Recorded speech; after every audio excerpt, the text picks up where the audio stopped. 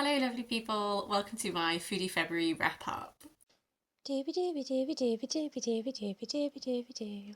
Doobie doobie doobie doobie doobie doobie doobie doobie Sophie vlogs. This is the first video I'm filming in my new house. I'll have been there for a little bit by the time this goes live. Currently, everything is everywhere, so I've managed to find this tiny corner that I can record in. Foodie February is a readathon that is hosted by myself and Ashley at the Untrained Librarian, where you read a bunch of foodie books. Thank you so much to everyone who took part. There are a few new people this year. It was really delightful to hear that you were taking part, and I would love in the comments of this video if you could let me know what you read. Did you enjoy it? Anything like that. I managed to read a fair few books actually. I thought I would kick things off by talking to you about the extra book that I managed to add on from my TBR, and also the only fiction book that I read for Foodie February, and that is Butter by Asako Yuzuki, which is translated by Barton. Thank you to my lovely friend Maddie for lending me this. This is her copy. This book has such good cover design, as does her next book. Her next book, Hooked, also has really cool. This is a book that obviously really blew up when it was first published, and I was very intrigued by it, but I did hear sort of mixed things, which is why I didn't buy a copy for myself. And now that I have read it, I am glad that I read it. I do think that the book marketing is a bit different to what the book actually is. And that's always interesting, isn't it? So I feel like this has been really marketed as, a murder mystery kind of style of book, where you get told that it's about this journalist who is, she is interviewing this woman who is in prison for potentially murdering some of the men that she was involved with, and that she's going to find out more. And I guess the setup is correct, but I almost felt like reading this that whether or not this woman in prison murdered some men is so entirely to the side of what the book actually is. So I did enjoy it. I think that really it was much more literary than I thought it was going to be based on the marketing, and much more concerned to do with a lot of what it is like to exist as a woman in Japan, and a lot of the pressures that are put on you. A lot of this looks at women, how they are treated with their weight. Both in regards to this woman who is in prison, there is this element of people being affronted that she was even able to be in these romantic relationships with men because she's fat, and oh my god, and all of this. And then through our perspective character, who this imprisoned woman gives her little missions to go on, like go to this place and eat this and then tell me about it, and that kind of thing. So the descriptions of food in this as a Foodie February book, absolutely mouth-watering. Honestly, so delicious. I have a milk allergy and I can't eat butter, and it was at times a torment, but that whole side of things was really wonderful. And I liked that this young woman awakening to the pleasure of food, but as a result of that she does put on weight, and then there's a lot of focus on people's aspects, how people interact with her changing. I found that interesting. I do think that it could potentially be a little bit triggering depending what your own relationship with food and eating and weight is, and that kind of thing, so just a little word of warning. I think what I enjoyed the most about this is kind of seeing Rika, who is our main character, open up to life a little bit. She's existed in this world of journalism, and she's kind of had to be a certain way to be successful in it. And she only really has one very close friend in her life. But as this book goes on, she really begins to. There's a concept that comes up through it that's sort of like, it talks about in recipes, like seasoning to taste, like how do you know what the right amount of salt is. And then that also sort of gets applied to her and her life, like people finding what the right amount for them is, whether that is in their body, whether that's in other aspects to do with their life. And I did enjoy this journey that Rika goes on of finding what the right amount for her is and growing through that. I do think at times this is quite a long book, and particularly this, I wonder, this expectation of there being much more of like a mystery element to it, because a lot of it is descriptions of food, which I do love. These wider descriptions of women existing in society, working through trauma, working through body issues, ideas of power, and Lots of like explorations like this, which often are quite slow and quite like dedicating time to and all that kind of thing. So I did chafe against the pacing sometimes. And also there were a couple of plot points that I felt didn't wholly go anywhere. There's a whole plot point to do with her best friend that I just felt like kind of happened and then just stopped. I also will say this really should have been gay. There is so much homoeroticism in here and nothing happens with it. Disgraceful. So on the whole, to round off my thoughts, I find myself feeling quite middle. I enjoyed it. I feel favourably about some aspects of it. I do think it is a bit overlong and a bit slow, but I enjoyed it enough that I would get out hooked from the library. Look, I absolutely loved, a 5-star read was a recommendation from my lovely co-host Ashley, and that is Cold Kitchen: A Year of Culinary Journeys by Caroline Eden. I really loved this. Caroline Eden is a journalist and she has travelled around a lot of the world, particularly Central Asia, Eastern Europe, and I've previously read her book Red Sands, which is much more of a cookbook with essays in it, whereas this is fully essays with a few recipes in it.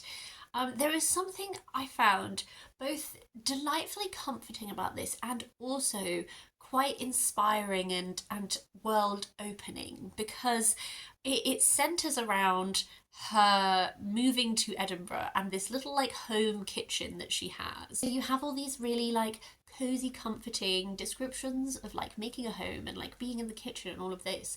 And then it also goes around all of these travels that she's done and all of these jobs that she's worked that means she's ended up hither and thither. So that real marrying of being calm and cozy and contained and then venturing out and opening up and discovering new cultures. And I really loved her descriptions of I don't know, as an example she talks about riding the Trans-Siberian Railway and being on these sleeper trains and the food that they ate going through Russia in the snow. And then she talks about being in I think it's Azerbaijan with these melons, and there's just this wonderful like expansive,ness, and I also felt like a generosity in the narrative of like sharing deepness. And I just ended up I like a travel writing and I like food writing, so I think that this marrying together of these two things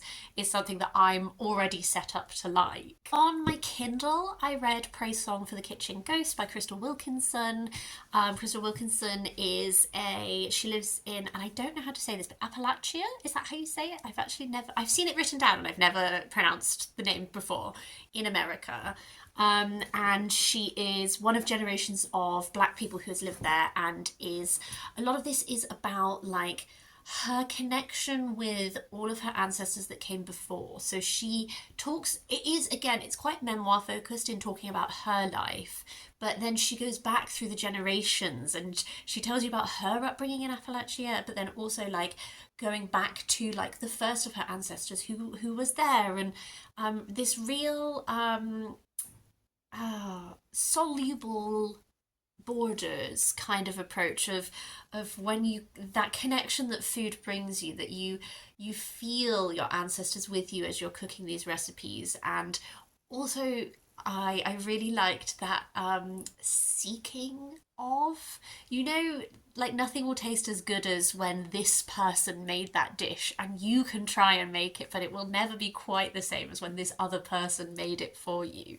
I felt like that element was really strongly in it. So I really enjoyed learning more about Appalachia and about the experience of being black in Appalachia, and like how her family were enslaved and that's how they came to be there. And then her family history, she feel again this generosity of information sharing kind of thing. This again, it is memoir. It is memoir, but it has lots of recipes in, so every chapter will be sort of reminiscing about certain people or certain times in her life, and then there'll be recipes. I have to give a word of warning, I would not recommend the ebook version of it. Bought this when I used to buy books off Amazon. I don't buy Kindle books on Amazon anymore, but at the time I did.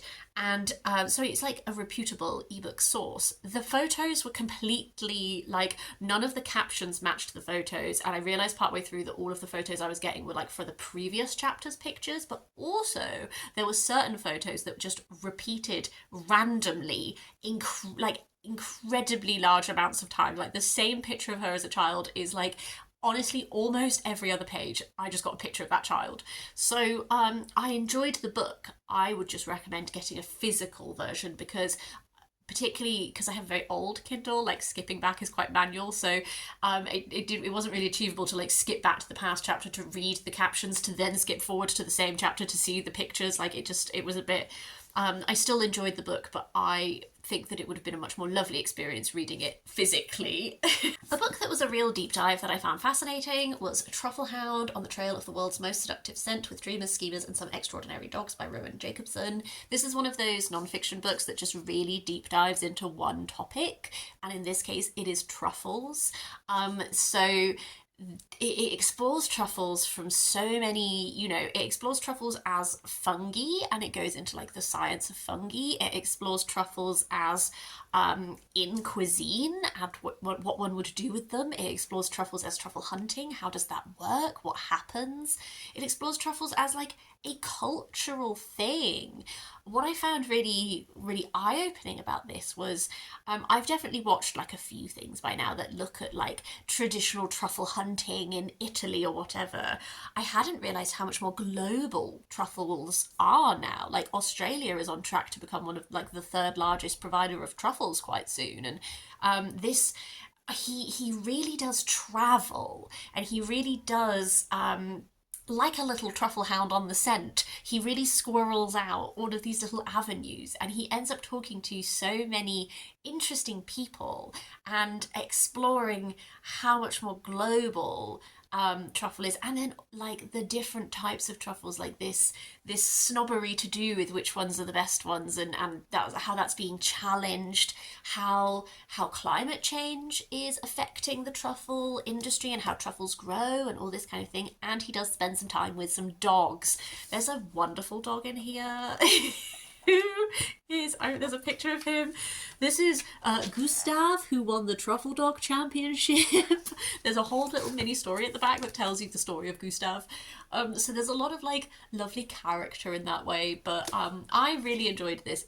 You do have to really want to know about truffles. Like, don't get me wrong, the whole book, like, you really do want to be interested in that subject. But I am, and I really enjoyed it. I found it very illuminating. After that, let's talk about Tastemakers, 7 Immigrant Women Who Revolutionized Food in America by Mayukh. I had slight mixed feelings on this book in that, when sometimes I feel bad about complaining about wanting more of a good thing. So this focuses on 7 immigrant women who changed the face of food in America. It is sort of like potted biographies of this women. Well, it's mostly focused on immigrant women, and then it does do a small chapter that focuses on Julia Childs as sort of like a comparison point. And things that I did love about this are, first of all, these women come from so many different walks of life, and it was really fascinating to explore all of the different cuisines, all of their different life stories, as is quite a common experience with the immigrant experience. They faced challenges, what brought them to America versus also sometimes the experiences they had in America. They really experienced a lot and lived a lot, and I found their lives so interesting, as well as learning about what they did. You might know about a cuisine, but you don't necessarily understand what it was like when that cuisine wasn't well known, and that experience of like foraging and bringing that to awareness and all of this kind of thing, and like facing stereotypes and everything like that was so fascinating. This is also like a very self-aware, inclusive book and that kind of thing, which is fabulous. My main critique of it is just that I wanted more. I think it's 200 pages. It's like 250 pages, but at least 50 of those pages are notes. And I just, at times, felt a little bit like it was giving, I'm reading a condensed, like, Wikipedia article, just in that I just wanted more information on these people. Like, interesting decision taken where Mayukh has done a lot of research, a lot of interviews, and that kind of thing. And that's why the notes section at the back is so large, because in the body of the text, you're not given quotations of people he's interviewed or anything like that. You're given it as if it is like, this is just an article that is telling you about this person and their life experiences. And then to the notes section is where you get this very detailed which of this information has come through primary interviews, which has come through books and other sources and all that kind of thing. It just means that there is this like very broad overview feeling to the book. And I enjoyed it, but I think that style makes it hard for me to feel like immersed in it. I don't know if that makes any sense. Essentially, I think it's good and I'm really glad to have found these women, but I wanted like just a lot more text, frankly. Like, give me more than 200 pages, baby. I want to know more. Penultimately is All-Consuming, Why We Eat the Way We Eat Now by Ruby Tandoh. This was on my 26 for 26 books that I wanted to read this year because I love Ruby Tandoh. I thought this was going to be a 5-star. It wasn't a 5-star. I did enjoy it. This is essays, and there is like a loose grouping. There's sort of like the book is sort of loosely sectioned to like thematically group things together. I think how I feel about this one is that for some of these essays are so brilliant and they're really going to stay with me and they're very thought-provoking. This subheading of Why We Eat the Way We Eat Now is there is this sort of like thread running throughout that is looking at like food and culture as it stands today. What is influencing that? What is setting the tone for that? What is and then some of these things that are coming across as trends or as very new, like are they new? Like what's the background there? All of this kind of thing. I think for me there are some real standout essays. There was an essay that I really liked that was about like the evolution of cookbooks over decades and like what like the trends in cookbooks, what influenced and how they've developed over time. I really enjoyed that. There is an essay about the Wimpy Burger that was like very interesting.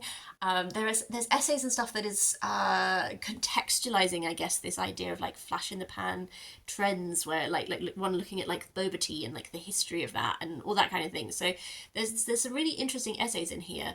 Some of the essays I found to be very hyper specific to now, in a way that I question what it will be like to reread this book in even a year or two. Because like as an example, like the boba tea trend, like even now I'm like, well, matcha's been the big trend lately.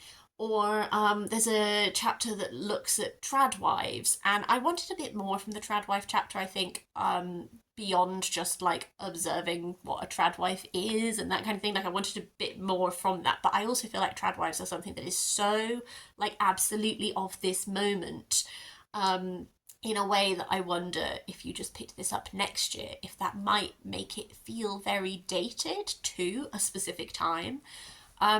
Equally, there were a few essays where I felt they were not as... Sometimes an essay collection is just a series of observations rather than... I think this is something that I like. I like a driving narrative. I like in my non-fiction, for particularly if there's a non-fiction essay collection where the essays are grouped like these ones are, I tend to like I understand that essays like exist on their own, but sometimes some of these essays I felt skirted similar topics slightly too closely, whereas maybe if they had skirted but one had been building on the other or something, I might not have noticed as much. I don't know. This is all to say that I still thoroughly enjoyed this. I still really like Ruby Tandoh as an author, and I am interested in what she has to say about food. I'm interested in her perspective. I didn't like love this to the level that I thought I was going. I thought it was going to be a slam dunk, like blow my mind. And maybe that's on me for bringing a lot of expectations to a book. But as it is, I found it enjoyable, but I didn't find it as focused. And I didn't always think, when you have Why We Eat the Way We Now on the cover as the subheading, I didn't always feel like every essay was actually really driving that home. But still enjoyed. Final book. This one was a recommendation from Dia over at Novel Idea, and this is Bread and Oil, Majorcan Culture's Last Stand by Thomas Graves. It's always funny, isn't it, when you think about how you've described a book before you read it. I was like, oh, it's going to be looking at like Majorcan culture and blah, blah, blah. It's literally looking at bread and oil. And you would think, again, when you're like, you have to really be interested in bread and oil to read a whole book about it. Turns out I was.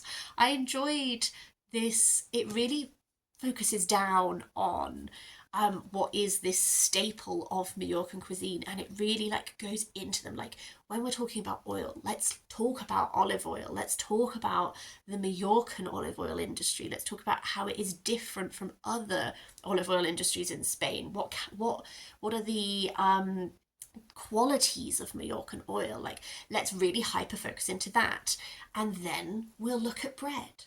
And then we might look at the other things that you might pair with your bread and oil, and we'll look at this role that this cuisine this has in culture and all of this kind of thing. So it is very, very specific. I think at times, I don't think this one like took my whole heart, but I found it enjoyable, and it has recipes in it. It has, I'm trying to find some of the illustrations. Oh yes, there's like a middle section which has lots of illustrations by like Majorcan artists, which I think is lovely.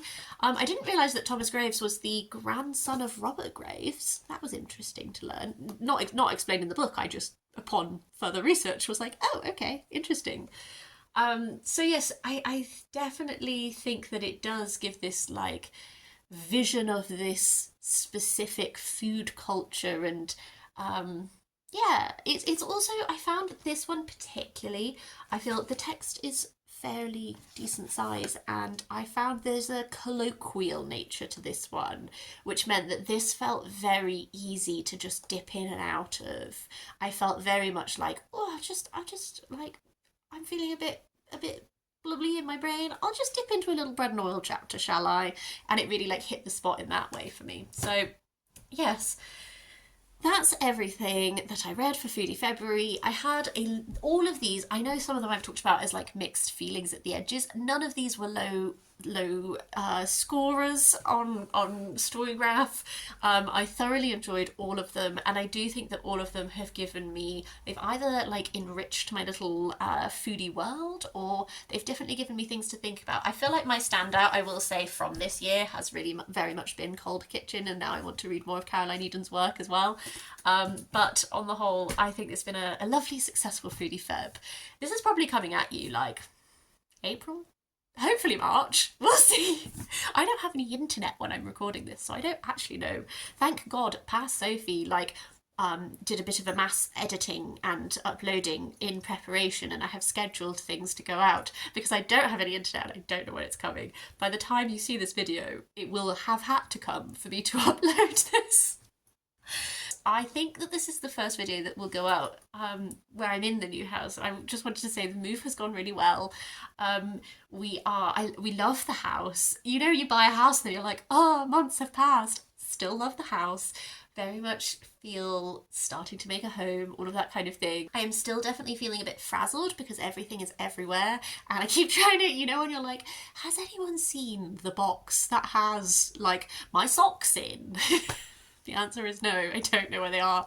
So yes, still early March as I'm recording this, much later March when you're seeing this probably, but I just wanted to say thank you to everyone who sent well wishes and all of that. It has gone all right, and hopefully soon I will be able to record in front of more books, maybe show you new book situations. I don't know, we're hoping to buy some bookcases, so we might take a bit longer to sort out the book collection with that in mind. I don't know, but anyway, waffle. Please do, if you read anything for Foodie February, please either let me know what you read and what you thought of it. If you did videos, if you have tagged me and I haven't commented, that means that I haven't seen that I've been tagged. So if you did a video or anything, please let me know in the comments down below and I'll go and have a little watch. But yes, I hope that whether you took part in Foodie February or not, that you had a lovely little time and you're eating good food and everything is perfectly delightful with you. I will see you next time for something different.